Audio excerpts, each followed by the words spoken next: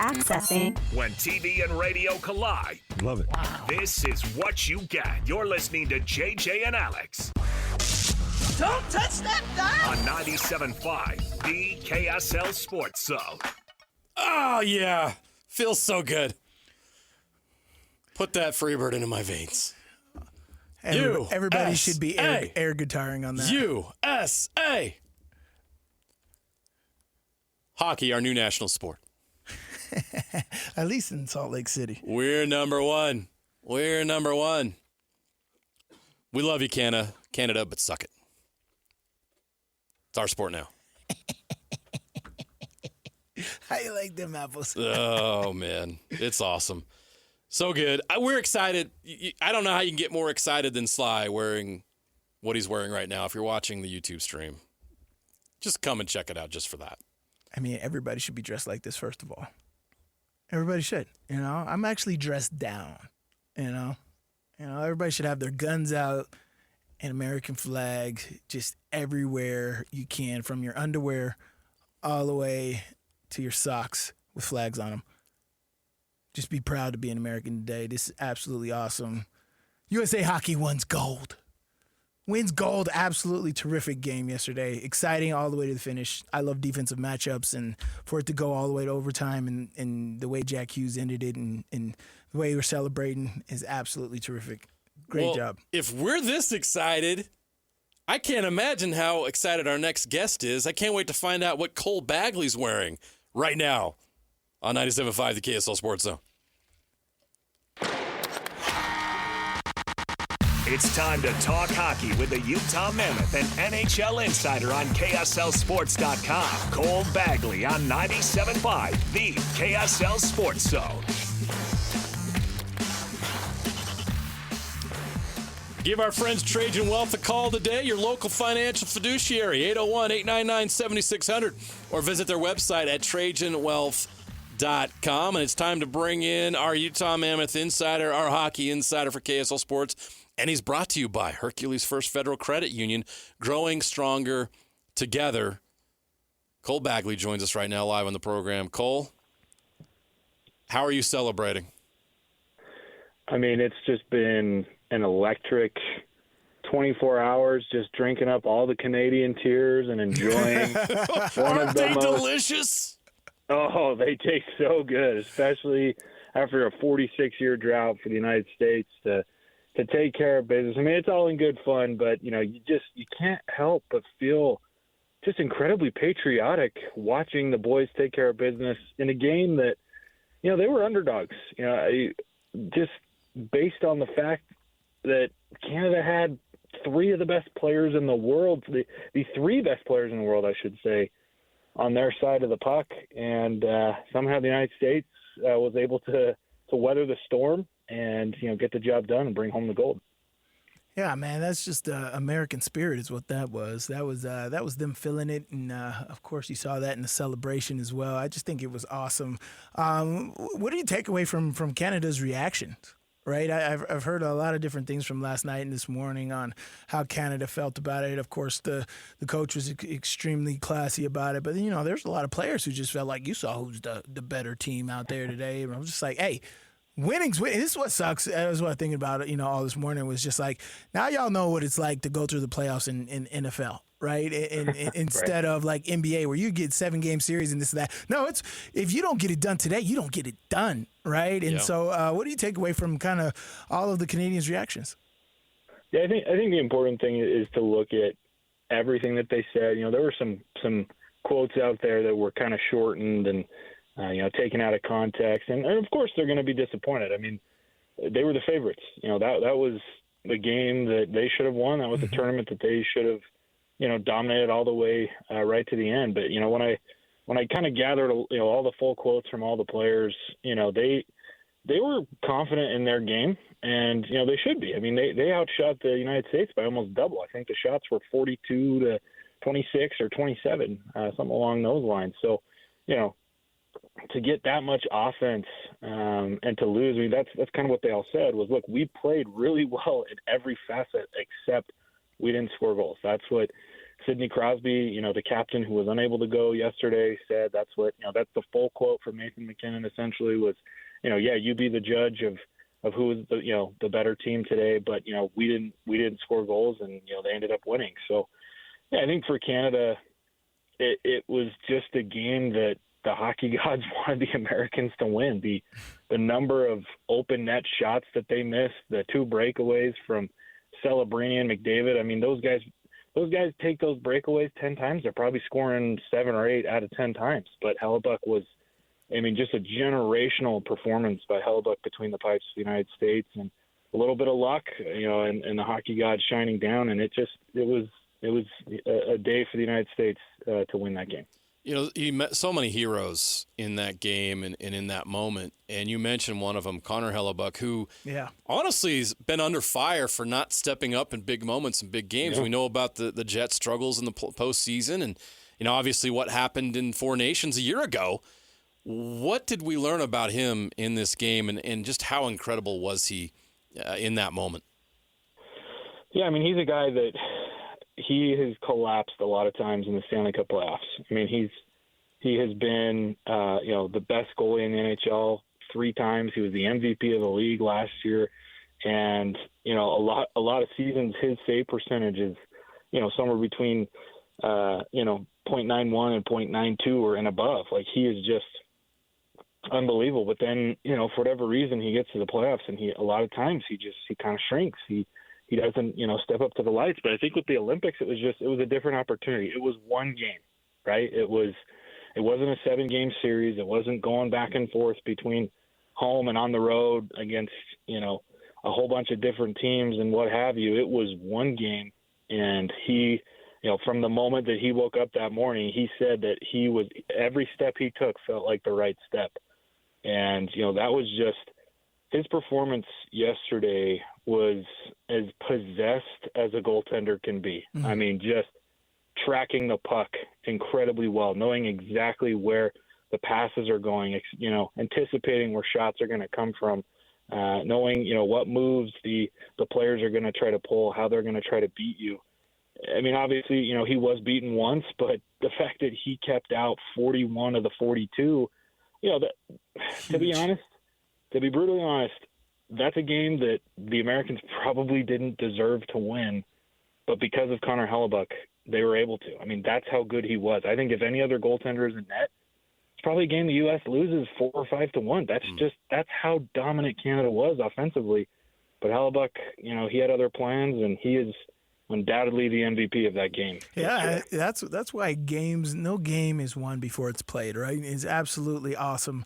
And you're looking at it, and Jack Hughes is getting a lot of glory, but you listen to you break it down, man. And if you watch that game, it's Hellebuck had most of the highlights. Yeah. Those saves were absolutely incredible. There's one where it's like, one-on-one, it's guaranteed, it's going in, this and that, and he does a reach around behind, and it skates off of his his stick and goes out, and an absolutely awesome team play right there. But like, if you're breaking it down, right, like from all the hockey that you've seen over the years, and you're watching this matchup from the very start to the end, the energy from, again, you said 42 shots to 28. Right, 42 to 28 was the difference, and absolutely in shots on goal. And so, from you, what was your impressions from that first period onto the overtime? Like breaking that down from the energy and how U.S. from Hellebuck saves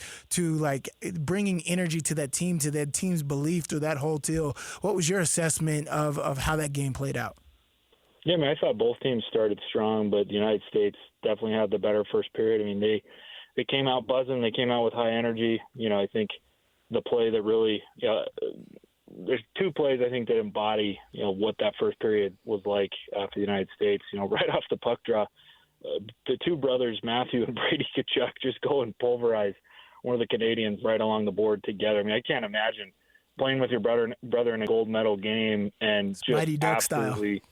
Yeah, just lighting up the opponent right off the draw, and then of course Boldy's goal was just unbelievable individual talent and skill to to chip two defensemen, one of which is considered the best defenseman in the world, and Cale Makar, to knock the puck down out of the air and then go short side on Binnington to give the United States a 1-0 lead. Yeah, I'd say the U.S., dominated that first period, as much as they could have. And then, Canada kind of just woke up. They got into their game. They got into their sets. The McDavid celebrating McKinnon line, which may be the most dangerous line to ever play the game.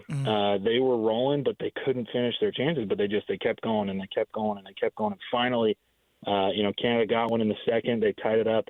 And then the third period, I think the Americans were just playing for their lives. I mean, they were playing to survive because Canada had discovered the very top, the very best of their game. I mean, their offensive zone possessions were just relentless and suffocating. And every single time, as I was watching that as an American, I was holding my breath going, I don't know if they're going to win this game or not.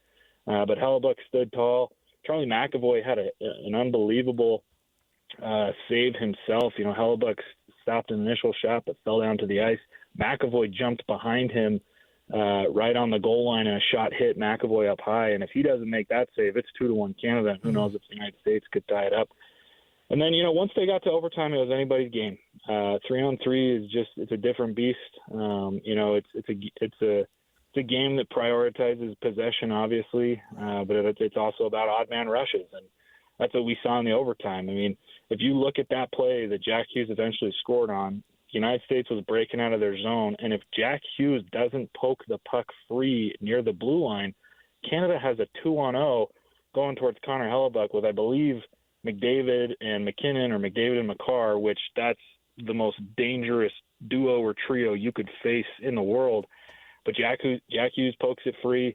He gets in on the forecheck. He's going to the net. Zach Werenski wins the puck up off the wing. He plays it across to Quinn Hughes, and he called game, right? He put it low and beat Binnington, and it is what it is. And Canada, I know that they were a little bit upset about the fact that an Olympic game is decided in 3-on-3 overtime, because it is a different game. I mean, if that game is 5-on-5, Canada probably ends up winning, but it's not like the Olympics pulled a fast one on them and right, were like, this has been the rules.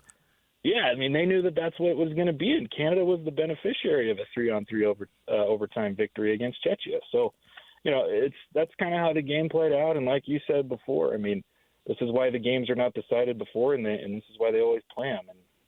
And I don't think it's a game where if they played 10 times, Canada wins 9, but I do think it's a game that if they played it 10 times, Canada probably wins 6. So many great moments. Obviously the game-winning goal. Jack Hughes and his brother hugging each other with Jack's teeth missing and blood all over his face.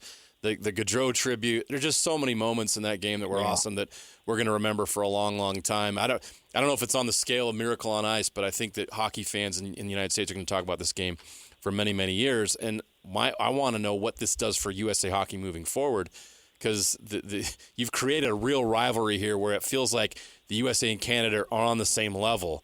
How do they maintain that and keep that? What's the next step for USA Hockey to maintain that level of hockey against Canada moving forward?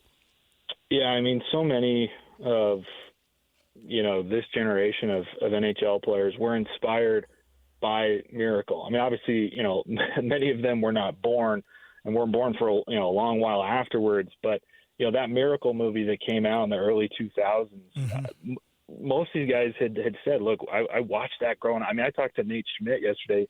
He's a guy that's played, world championships and other tournaments for the United States. And he said that he was a guy that was inspired from that movie. And, it made him, really interested in the game and wanting to be the very best. And I think that that's what this is going to do. I mean, this will spark another movement of hockey in the United States, because not only did the men win, but the women did too.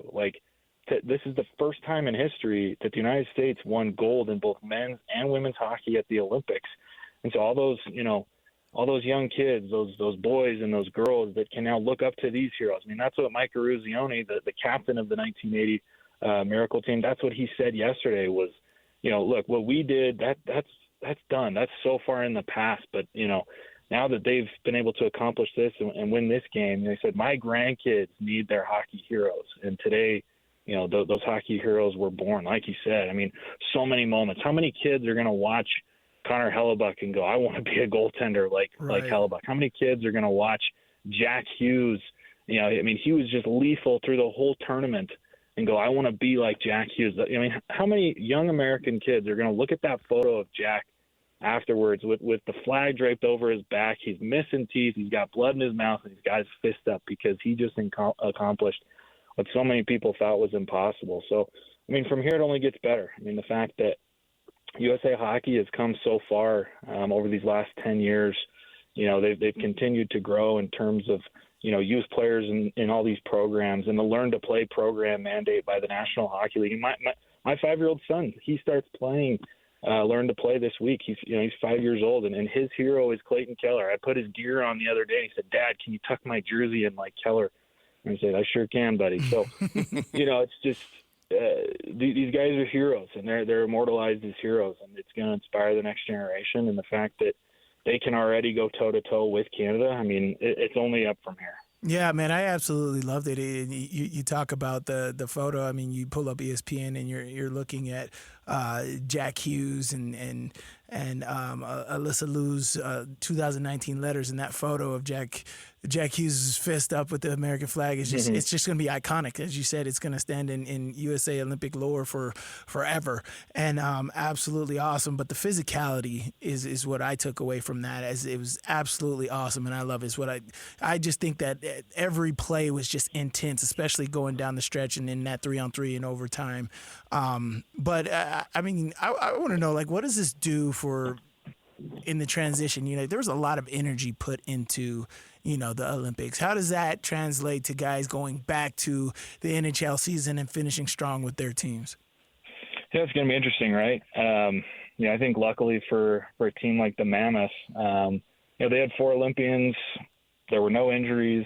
Karel Vejmelka didn't even touch Olympic ice, so he's rested, he's fresh. He got 2 full weeks off to rest and rehabilitate, but he also got the Olympic experience. I was able to chat with him yesterday, and you would think that he might be upset, and maybe internally he is, but on the outside he said he was very grateful for the opportunity to go over there. He had a lot of fun, and he enjoyed it. So, he's rested and ready to go. Olli Maatta was able to win bronze for Team Finland, and he didn't play a ton of minutes either. He was able to stay healthy. JJ Peterka had a good tournament for Germany. He's a young guy. He's 23 years old, so I think he played about to par. And then, of course, Keller, he won gold. I mean, that's a guy that's on top of the world. He's part of this historic run by the United States. I mean, I can't imagine that he is like, this is the greatest accomplishment of his career. And he didn't play a ton. I think he only totaled about 15 minutes on the ice overall, but he dressed for more games than not. He was good in the final preliminary game. He got some minutes against Sweden. He had one shift yesterday, and now he can take that experience and the things that he learned from all those guys around him and what it takes to win. I mean, that's what the Mammoth have tried to do over these last couple of years, even dating back to Arizona, is they're trying to gather championship experience. Doesn't matter if it's a Stanley Cup, doesn't matter if it's World Championships, doesn't matter if it's the Olympics. They want guys who know what it takes to win at the highest level. And so, for Keller to do that is huge. And I think, the Mammoth are fortunate to be a team that, they send Olympians, but, they're coming back. They're healthy. For the most part, they're well rested, and they can jump right in. Whereas opposed to a team like the Colorado Avalanche or the Minnesota Wild and, other really good teams, those guys had 4 and 5 of their best players who just played all the way through to the very end. So it'll be interesting to see for sure, but I think the Mammoth are going to be in a good spot. Well, it was a great Olympics for the sport of hockey. It was even better for USA Hockey, and now we look forward to the rest of the NHL season. Next time we have you on, Cole, we'll have a NHL game or 2 or 3 to break down. Can't wait for that. Can't wait to see what the Mammoth do for this final stretch to try to get into that Stanley Cup playoff race.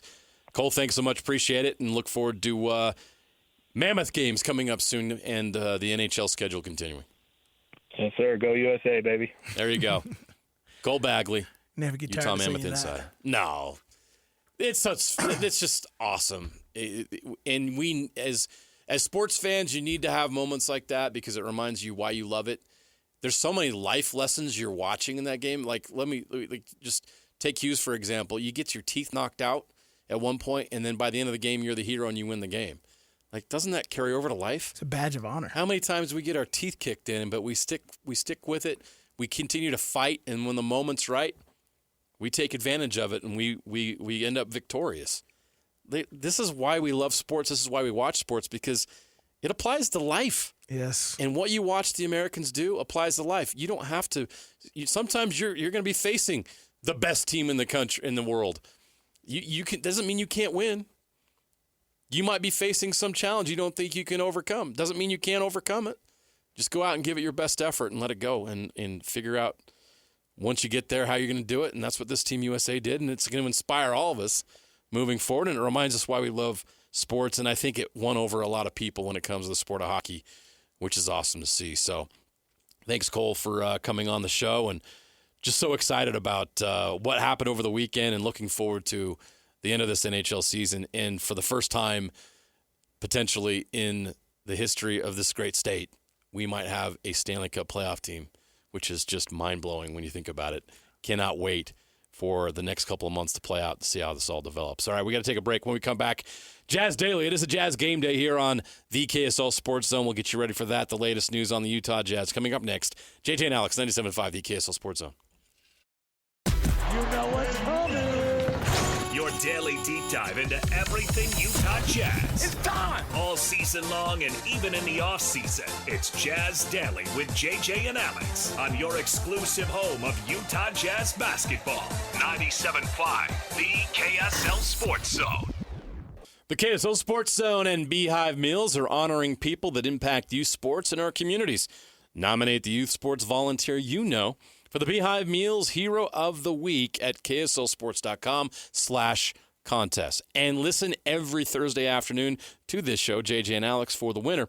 It's the Beehive Meals Hero of the Week. Let's honor and reward those that make youth sports in the state so great. All right, the Utah Jazz playing the Houston Rockets tonight, coming off a crucial loss to the Memphis Grizzlies. We talked to Jake Scott earlier in the program. You'll hear Jake Scott with the coach Tim Lacombe coming up on the pregame show at 6:30 right here on the KSL Sports Zone. But Jake made it a note to explain just how many games the Jazz really need to lose down the stretch. They can't afford to win 4 or 5 more games because you've got to make sure you don't convey that pick. You got to make sure you can't fall any further than 8th when it comes lottery time. So losing games is at a premium. They're not going to have to worry about that tonight. They're on the road at a Houston Rockets team that is battling for a playoff spot, a prime playoff spot in the Western Conference.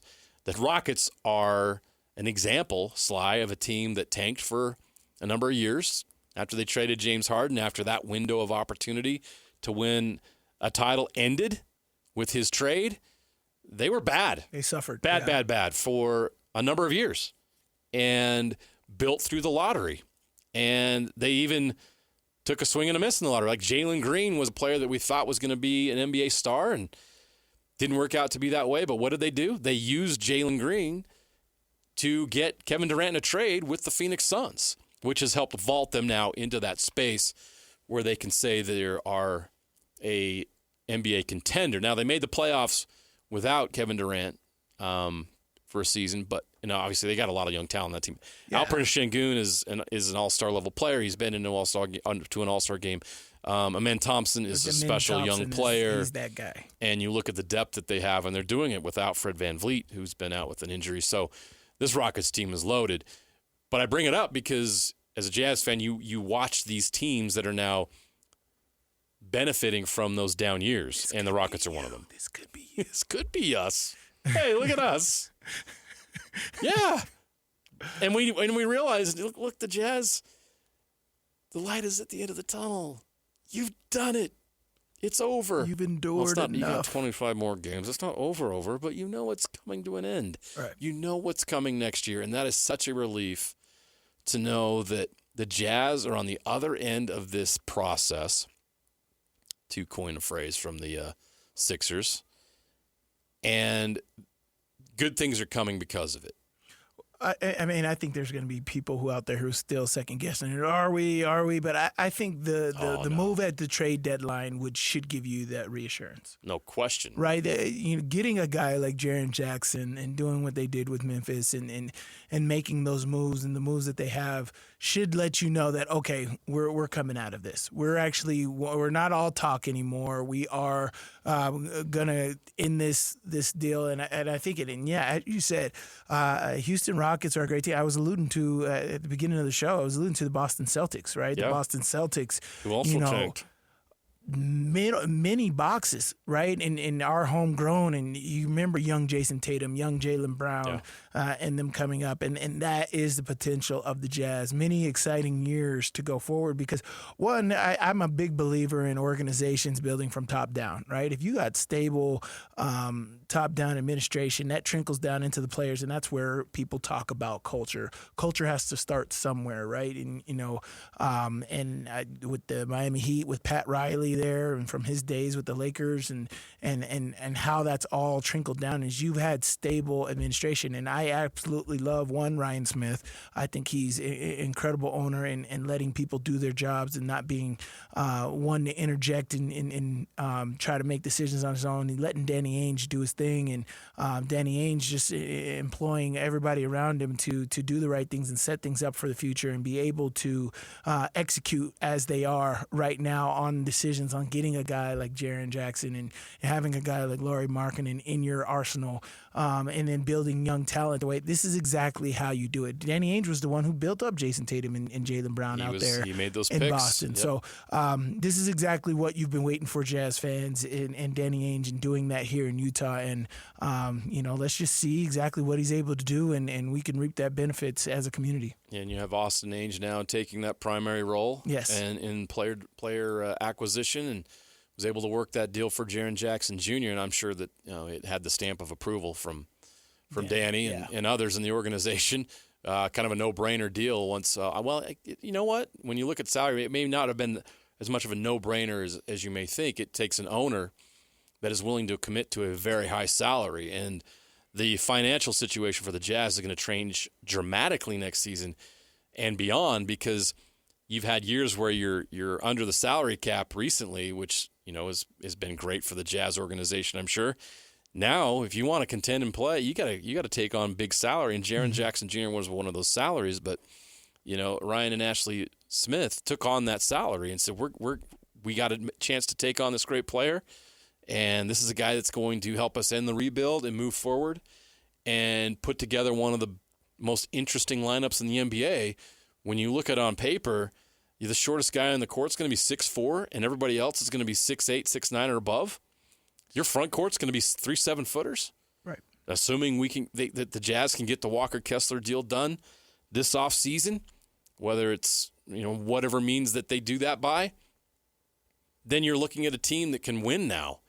But it requires a lot of money, and you have to have an ownership group that is committed to doing that, and the Jazz have that.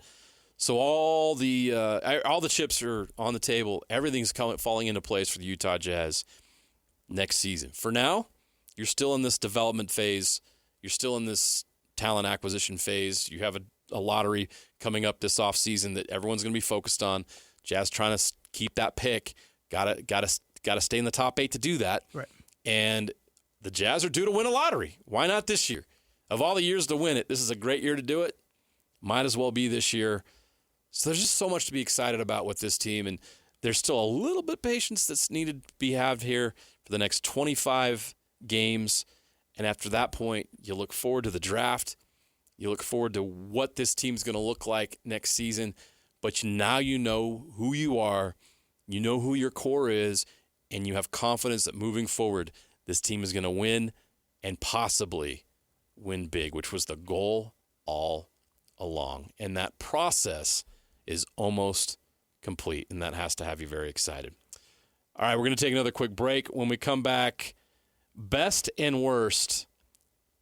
The worst is not really bad per se, but just I'm going to let the person explain it themselves. You want to stick around and hear this. My goodness. Lindsey Vonn is tough. Next on JJ and Alex 97.5, the KSL Sports Zone. Wrapping up the hour with our picks for the best and worst moments on today's show. As JJ and Alex want to hear your best and worst of the day.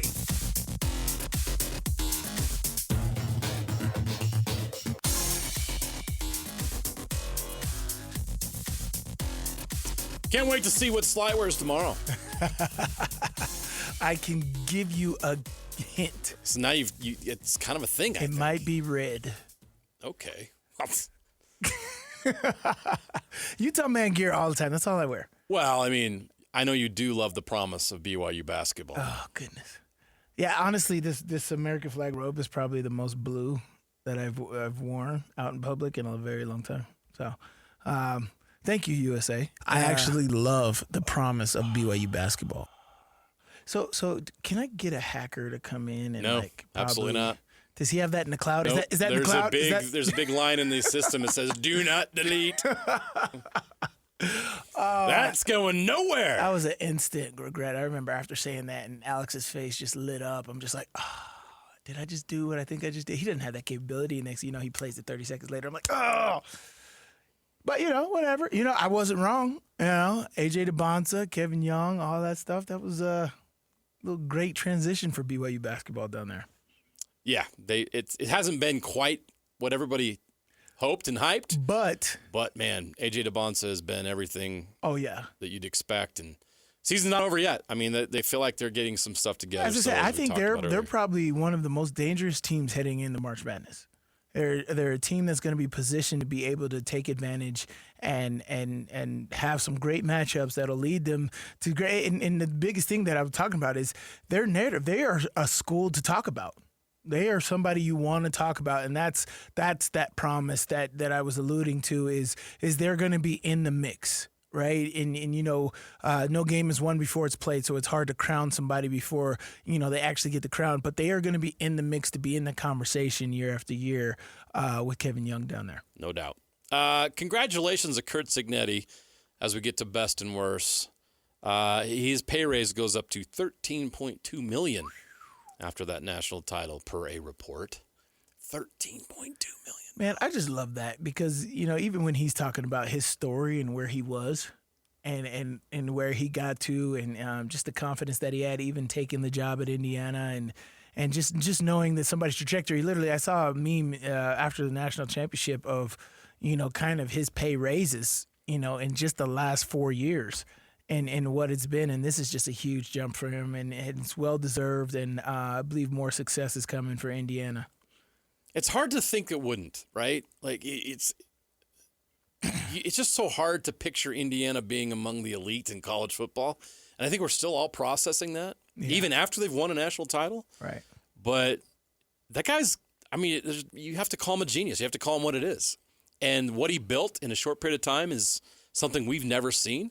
So you have to call him a genius. Here's the thing: is like going undefeated, especially in today's age. At that school? Well, yeah, at that school, and with the new schedule that's lining up. We used to think 13 games was crazy. Yeah.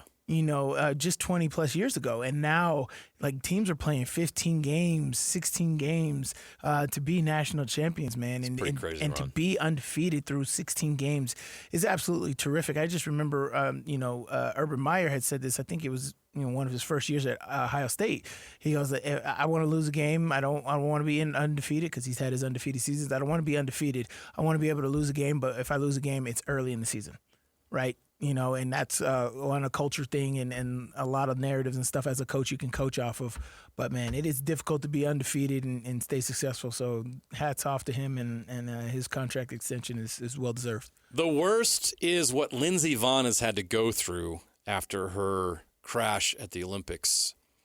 I'm just going to let her describe exactly what she has gone through recently. This is unbelievable. I'll give you the full rundown. Basically, I had a complex tibia fracture. Also fractured my fibular head, my tibial plateau, just kind of everything was in pieces. And the reason why it was so complex was because I had compartment syndrome.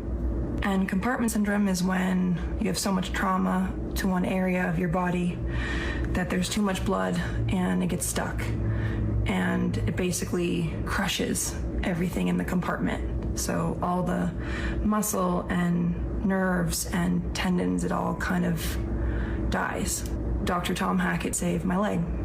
He saved my leg from being amputated. He did what's called a fasciotomy, where he cut open like both sides of my leg, kind of filleted it open, so to speak, let it breathe, and he saved me. Filleted her leg open and let it breathe. That sounds horrible. This is not Ruth's Chris, ladies and gentlemen, when you get the butterfly your steak here. That is, I mean, I'm listening to her explaining that, and I'm just like understanding. I'm just like, wow. That is crazy. And for athletes to go through that and compete the way she did and push through it, that takes a different type of Molly's game mentality, right? But like, wow, oh my gosh. And well, happy she saved her leg, because that's horrible. That's terrible. I know it wasn't the Olympics that she had hoped for, and obviously went through something horrific, but man, the bravery that she had, the competitiveness to be able to do that, to go out there with an ACL injury like that, and the crash had nothing to do with the ACL, just a bad series of things. For her to go back out there and do what she did with that courage and bravery is just remarkable. The Olympic spirit personified, right? Mm-hmm. And she almost lost her leg over it. It's insane.